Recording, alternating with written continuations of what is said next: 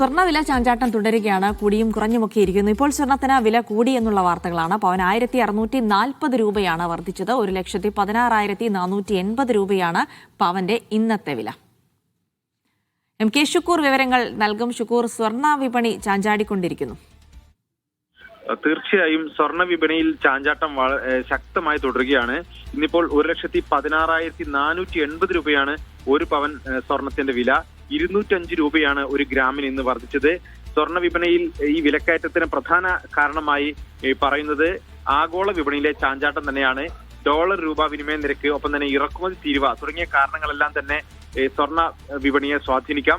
എന്തായാലും ഇന്നിപ്പോൾ രാവിലെ ആദ്യത്തെ 9 മണിക്ക് വന്ന വിപണിയിൽ നിന്നുള്ള ലിസ്റ്റിൽ 205 രൂപ ഒരു ഗ്രാമിന് കൂടിയിരിക്കുന്നു. ഇനിയും ഒരുപക്ഷെ ഇന്ന് തന്നെ സ്വർണ്ണ വിപണിയിൽ മാറ്റമുണ്ടാകാനുള്ള സാധ്യത നിലനിൽക്കുന്നുണ്ട്.